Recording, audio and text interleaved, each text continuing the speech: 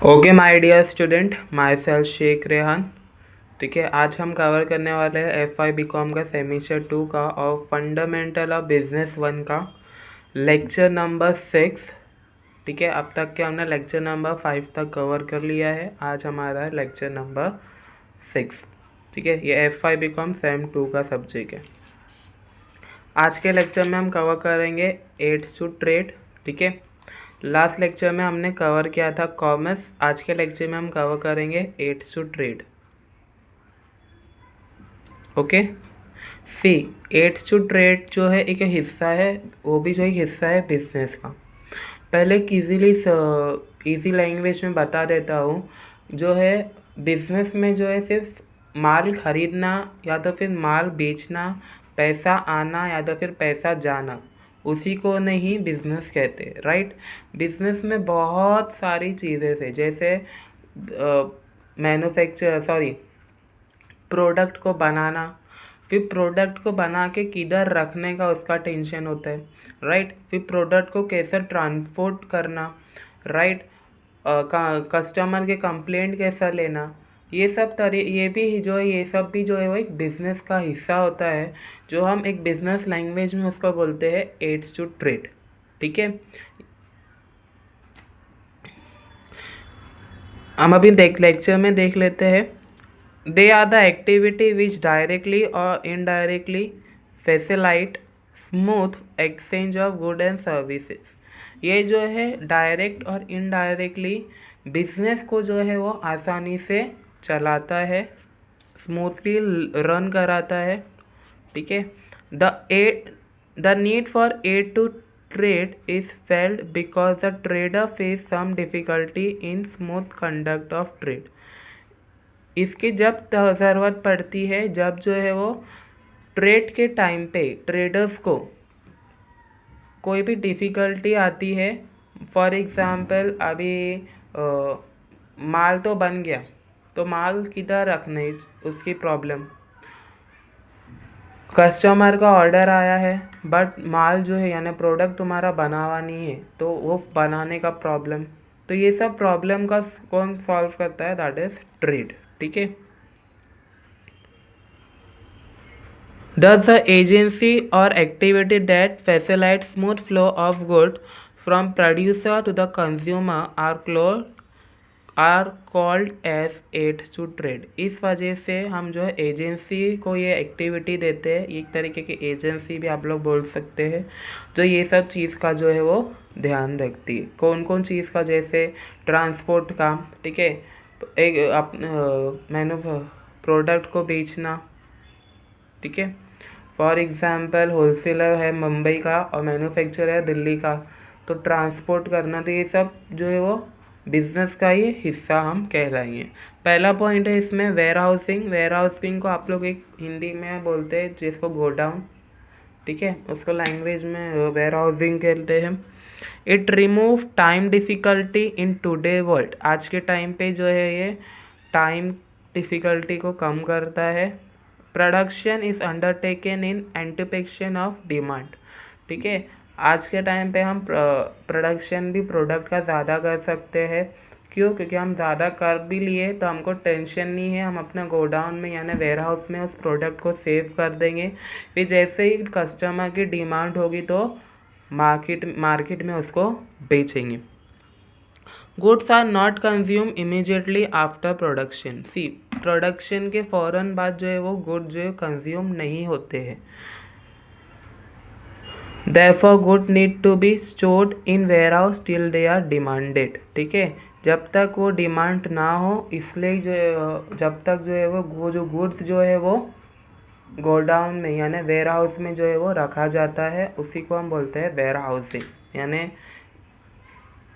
कभी कभी ऐसा होता है कि जो है आपने प्रोडक्ट बनाया और फ़ौरन प्रोडक्ट जो है वो बेचा नहीं गया मार्केट में, तो वो जो है आप जो है वो वेयर हाउस में रख देते हो, तो that is known as warehousing. आज के टाइम पे भी बहुत सारे बिजनेसमैन हैं जो अपने ज़्यादा प्रोडक्ट बना के वेयर हाउस में रखते हो, फिर जैसे डिमांड आती मार्केट में तो वो होलसेलर को बेचते हैं। ठीक है, ये होलसेलर रिटेलर वैसे सब चलता है। ठीक है, Some of the important advantage of warehousing are it enable the supply of seasonal good throughout the year. warehousing के वजह से जो है सीजनल गुड का बहुत फ़ायदा होता है, ठीक है। फॉर एग्ज़ाम्पल अभी बारिश को बहुत टाइम है, राइट। बट अगर अभी अपन छाता और रेनकोट की बात करें जो है वो जो है अप्रैल या मार्च से ही बनना चालू हो जाते हैं और बन के जो है वो वेयर हाउस में स्टोर हो जाते हैं। फिर जैसे जून जुलाई आने हुआ यानी वो सब चीज़ का डिमांड आने लगे मार्केट से, तो फिर जो बिजनेसमैन जो बनाए हैं वो लोग जो है वो वेयर हाउस से निकाल के गोडाउन से निकाल के जो है फिर वो प्रोडक्ट जो है वो मार्केट में बेचते हैं, ठीक है। इसके बाद है it product and preserve the good from damage and spoilage, ठीक है। ये जो है प्रोडक्ट को ख़राब होने, ठीक है, या तो फिर बिगड़ने से बचाता है, ठीक है। सेकेंड पॉइंट है ट्रांसपोर्ट, ठीक है। ट्रांसपोर्ट भी जो है ये ट्रेड का हिस्सा है। इट सॉल्व प्लेस डिफ़िकल्टी, ये जो प्लेस की डिफ़िकल्टी का प्रॉब्लम जो है वो सॉल्व करता है, ठीक है। There is a place kept from the place of production to the place of consumption. कभी कभी ऐसा होता है जिधर प्रोडक्ट बना है उधर से लेके कंज्यूम यानी कस्टमर को जाने के लिए बहुत सारा डिस्टेंस रहता है, तो ये ट्रांसपोर्ट जो है वो उधर जो है ट्रांसपोर्ट ये हेल्प करता है टू द बिजनेसमैन कस्टमर को प्रोडक्ट को सेंड करने के लिए। Good produce in one corner of the country or global may be required for consumption at the other part. For example, product China में बना मगर वो जो चाइना में प्रोडक्ट बना है उसकी दूसरी कंट्री में भी डिमांड है, ठीक है। जैसे इंडिया हो गया, पाकिस्तान हो गया, दुबई हो गया, तो ये सब कंट्री में भी वो प्रोडक्ट की डिमांड है। तो इस वजह से जो ट्रांसपोर्ट की वजह से जो है वो बिजनेसमैन अपने प्रोडक्ट जो है दूसरी कंट्री में भी इजीली से प्रोडक्ट सेंड कर सकते by the road transport, water transport, by the air transport. ये सब ट्रांसपोर्ट की हेल्प से जो है वो प्रोड्यूसर अपने प्रोडक्ट जो है वो कंट्रीज में बेचते हैं।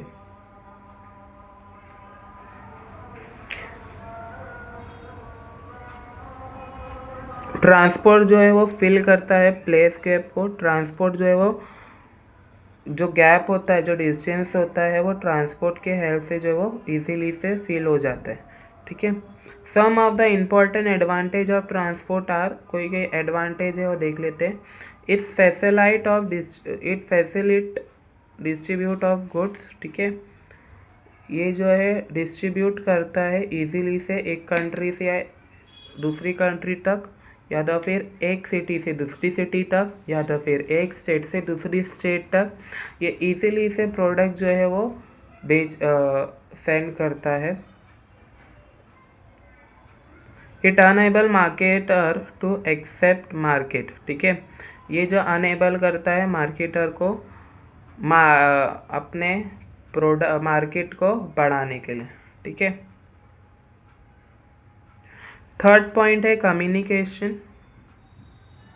कम्युनिकेशन भी जो बिजनेस का बहुत इम्पोर्टेंट हिस्सा है। It facilitate transfer of information, ये जो इंफॉर्मेशन एक जगह से दूसरी जगह तक पहुंचाने के बहुत हेल्प करता है। बाया ईमेल, बाया व्हाट्सएप, बाया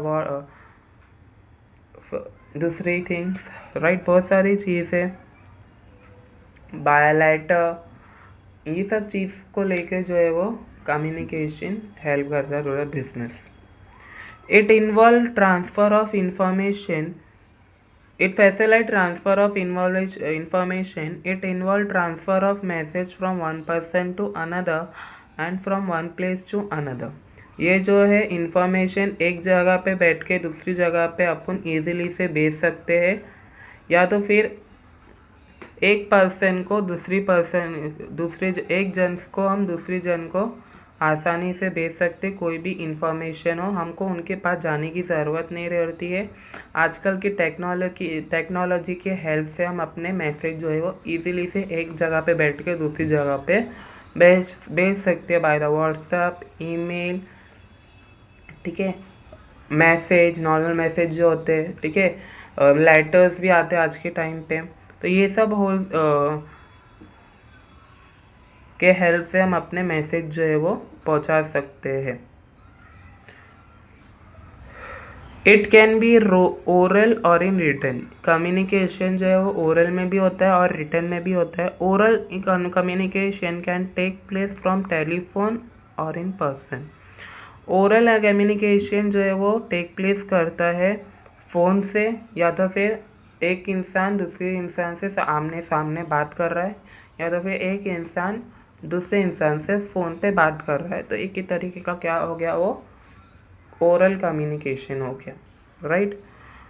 या तो फिर written communication is possible through letter, fax, email etcetera. Written communication कैसे पॉसिबल है, सॉरी हाँ, रिटन कम्युनिकेशन कैसा पॉसिबल है, बाय लेटर भेज के, या तो फिर ईमेल भेज के, या तो फिर नॉर्मल मैसेज भेज के, या तो फिर व्हाट्सएप मैसेज भेज के, या तो फिर फैक्स, या तो फिर एक्सेट्रा। बहुत तरीके के टेक्नोलॉजी आ गई आज के टाइम पे, right. The advantage of communication is include. Communication के कौन से एडवांटेज है वो देख लेते हैं। It facilitate quick transfer of message. ये जो है मैसेज को फास्ट भेजने का काम करता है और इस वजह से बिजनेस को बहुत हेल्प होता है, ठीक है। Quick decision can be taken. इसके वजह से हम कोई डिसीजन जो है वो फ़ौरन ले सकते हैं, ठीक है। हमको ज़्यादा वेट करने की ज़रूरत नहीं पड़ती है। फोर्थ पॉइंट है इंश्योरेंस, ठीक है। इट मिनिमाइज द रिस्क, ठीक है। इंश्योरेंस लेने की वजह से रिस्क जो है वो कम हो जाता है, ठीक है। बिजनेस इज सब्जेक्ट, राइट, हाँ, business is subject to risk. Business जो है रिस्क का ही हिस्सा है अगर आप लोग देखे जाओ। Certain risk can be insured, ठीक है। इंश्योरेंस हमें क्या किस वजह से लेना पड़ता है, कभी हमारे प्रोडक्ट वेयर हाउस से चोरी हो जाए, या तो फिर वेयर हाउस जल जाए इन द केस, तो इस वजह से हम अपने प्रोडक्ट का जो है वो इंश्योरेंस निकाल के रखते हैं, ठीक है। There are other risk can such as risk of loss due to price change, ठीक है। प्राइस चेंज होने यानी प्राइस हाई होने की वजह से भी जो है वो कस्टमर प्रोडक्ट नहीं खरीदते, तो आपके प्रोडक्ट जो है वो रखे रखे ख़राब हो जाता है, तो उससे भी आप इंश्योरेंस का पैसा ले सकते हो अगर आपने अपने प्रोडक्ट का इंश्योरेंस निकाला होगा तो। वर्कर स्ट्राइक होने की वजह से भी प्रोडक्ट खराब वो हो जाता है, एक्सेट्रा। Which can not be insured risk such as loss due to fire. जो ज़्यादातर रिस्क जो है वो इंश्योर्ड नहीं होते हैं, वो कौन से ड्यू टू फायर, थेफ्ट और एक्सेट्रा। अगर तुम्हारा माल पूरा जल गया हो, कुछ भी नहीं बचा हो, तो आपको उसका इंश्योरेंस का पैसा नहीं मिलेगा, या तो फिर चोरी हो गया हो तो उसको आपका इंश्योरेंस का पैसा नहीं मिलेगा। Can be insured with insurance company. आपको इंश्योरेंस का पैसा सिर्फ जो है आपको इंश्योरेंस कंपनी से मिलेगा, जो भी आपने इंश्योरेंस कंपनी से इंश्योरेंस लिए होगे उससे। फिफ्थ पॉइंट है हमारा इधर बैंकिंग। बैंकिंग भी जो है कि बिजनेस का इम्पॉर्टेंट रोल प्ले करता है, ठीक है। बिजनेसमैन को पैसा लेना है कस्टमर से, तो या तो फिर बिजनेसमैन को किसके दूसरे को पैसा देना है उसके लिए, ठीक है। तो बैंकिंग जो है इम्पॉर्टेंट रोल प्ले करता है। It solve problem of finance का प्रॉब्लम जो है वो सॉल्व करता है। Bank help businessman to receive and pay money for business transaction. इधर जो है वो बैंक हेल्प करता है बिजनेसमैन को पैसा आने का, या तो फिर पैसे की ट्रांजैक्शन करने का, ठीक है। The businessman also require short term and long term fund, ठीक है। बिजनेसमैन को हर टाइम ज़रूरत पड़ती है शॉर्ट टर्म या लॉन्ग टर्म फंड की, या तो फिर लॉन्ग लोन की। तो वो कौन देता है, वो किससे ले सकते हैं, बैंक से, ठीक है। Bank provide such fund to businessman, ठीक है। जो बैंक ही जो है वो प्रोवाइड करती है ये सब तरीके के फंड किसको? बिजनेसमैन को। ठीक है। Some of the important advantage of banking are it facilitate receipt and payment। Banking के आने की वजह से हम अपने रिसिप्ट दे सकते हैं, बैलेंस देख सकते हैं, कितना हमारा बैलेंस है अकाउंट में, हम अपने पेमेंट चेक कर सकते हैं by the help of net banking, right. It provide short term and long term fund. ये हमें बैंक जो है हमें शॉर्ट और लॉन्ग टर्म फंड प्रोवाइड करते हैं, जिससे हम अपने बिजनेस बहुत हेल्प होती है। 6 पॉइंट है एडवर्टाइजिंग। अपने प्रोडक्ट एडवर्टाइजिंग भी जो एक बिजनेस का बहुत मेन हिस्सा है। एडवर्टाइजिंग से आप अपने प्रोडक्ट को एडवर्टाइज करते हैं to the customer. It fill the knowledge gap. ये जो कस्टमर के लिए नॉलेज गैप फिल करता है। ठीक है, किसकी नॉलेज गैप करता है? टू द कस्टमर की नॉलेज गैप का फिल करता है। The goods are produce at one place and consume at several other place. Goods जो है एक ही प्लेस पे बना है, बट बेचा जा रहा है बहुत दूसरी जगहों पर by the internet, by the advertising, right. जैसे जैसे एडवर्टाइजिंग होती है वैसे वैसे गुड्स बेचे जाते, राइट। अभी ऑनलाइन एडवर्टाइजिंग की वजह से लोग, अगर आपकी कपड़ों की दुकान है तो आप लोग देखते होगे कपड़ों की दुकान आजकल बहुत सारे, मैंने भी देखा हो कि जिसके कपड़ों के एडवर्टाइजिंग है तो वो इंस्टाग्राम पे, ठीक है, वो यूट्यूब पर एडवर्टाइज करते हैं, राइट। मेरे यही कपड़ों की दुकान इस जगह पर है, तो लोग उधर वो एडवर्टाइजिंग देख के या वीडियो देख के प्रचित होते हैं और वहाँ जाके उनके प्रोडक्ट खरीदते हैं, ठीक है, या तो फिर ऑनलाइन ऑर्डर करते हैं घर बैठ के, राइट। तो ये भी जो है एडवर्टाइजिंग भी जो है मेन हिस्सा है। Due to advertising people become aware of the product. Advertising की वजह से जो है वो पीपल को अवेयरनेस होती है, ठीक है। Advertising can be done through various media. Advertising जो है वो बहुत सारी मीडिया से कर सकते हैं, ऐसा रेडियो, न्यूज़पेपर, मैगजीन, टीवी, या तो फिर आउटडोर एक्सेट्रा, और पीपल, ठीक है। एक इंसान से दूसरे इंसान को पता चल गया कोई भी प्रोडक्ट के बारे में, तो भी एक तरीके का एडवर्टाइज हो रहा है, ठीक है। The advantage of advertising include it create awareness of the product. ये जो है अवेयर कर रहा है टू द कस्टमर प्रोडक्ट के बारे में एडवर्टाइजिंग से।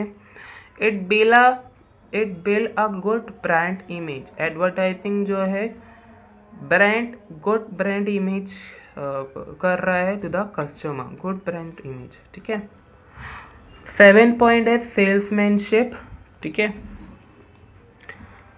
इट फैसिलिटेट पर्सनल सेलिंग, ठीक है। सेल्समैनशिप यानी बिजनेसमैन जो है वो सिर्फ अपना प्रोडक्ट खुद ही सेल कर रहे हैं, ना इधर ना मैन्युफैक्चरर है, ना होलसेलर है, ना रिटेलर है, यानी वो अपना प्रोडक्ट खुद ही कस्टमर को सेल कर रहा है, तो एक ही तरीके का सेल्समैनशिप होता है। Sales force is required to book order for dealer और कस्टमर। सेल्स फोर्स जो है बहुत इम्पॉर्टेंट हिस्सा है, रिक्वायर्ड हिस्सा है टू द बुक से ऑर्डर फ्रॉम डीलर और कस्टमर के बीच में। Some of the important advantage of salesmanship are the salesman provide information to the buyer। Salesman जो है प्रोडक्ट के प्रोडक्ट की फुल इंफॉर्मेशन कस्टमर को देना चाहिए, आधा अधूरी इंफॉर्मेशन ना देना चाहिए, ताकि आगे जाके कस्टमर को कोई भी प्रॉब्लम हो। They conserve and procure buyer to buy good. उनको जो है वो कंजर्व करना चाहिए, यानी मनाना चाहिए प्रोडक्ट को खरीदने के लिए, ठीक है। इसके बाद है मेरे एजेंट। 8 पॉइंट है मेरे एजेंट, ठीक है। मेरे एजेंट जो है वो बिजनेस के अंदर थर्ड पार्टी के हिसाब से भी काम करता है, या तो फिर इन एब्सेंस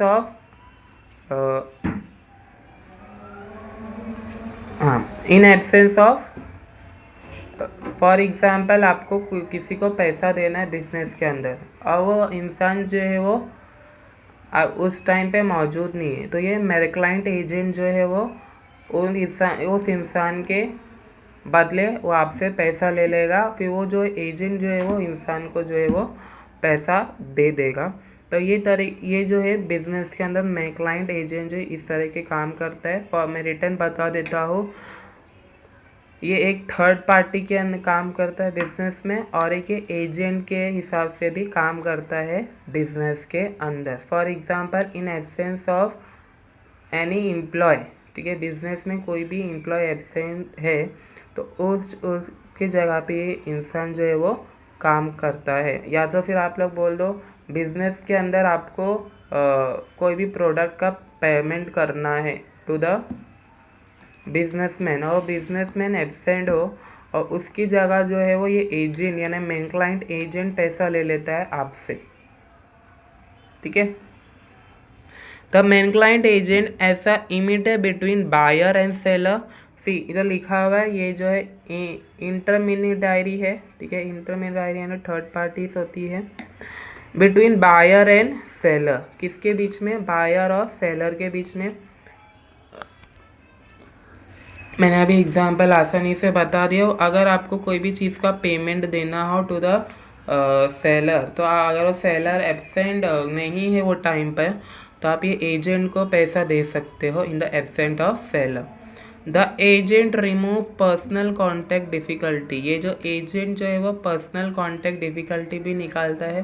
फॉर एग्जांपल, आपने सेलर को कभी कॉल किया, सेलर ने नहीं उठाया, तो ये एजेंट जो है वो आपको रिटर्न कॉल करके आपकी जो भी डिफ़िकल्टी है आपके प्रोडक्ट के ऊपर वो सॉल्व करता है।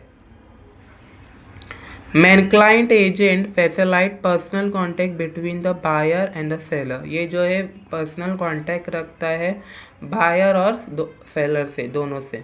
फॉर एग्जांपल, अगर बायर को सेलर से प्रॉब्लम हो तो वो कंप्लेंट कर सकते टू द दिस एजेंट, या तो फिर सेलर बायर को कंप्लेंट होती है तो वो भी कंप्लेंट कर सकते। मैं बोला ना, थर्ड पार्टी की तरह काम करता है in the business.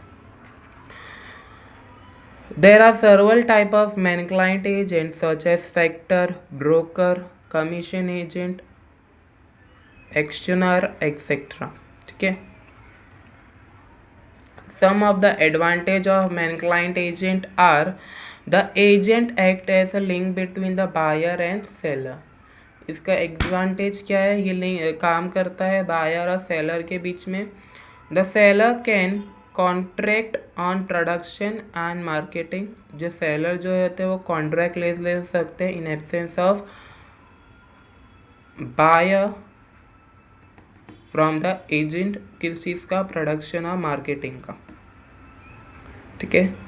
Okay student, आज के लिए इतना है। अगर आप लोग को कोई भी चीज़ में डाउट होगा आज के लेक्चर में तो प्लीज़ मुझे आप कमेंट में पूछ सकते हो, ठीक है। अगर चैनल पे नए हो तो प्लीज़ चैनल को लाइक करिए, सब्सक्राइब करिए। कल के लेक्चर में हम करेंगे सिग्निफिकेंस और इम्पोर्टेंट ऑफ बिजनेस। कल से लेक्चर में हम ये कवर करेंगे। Thank you.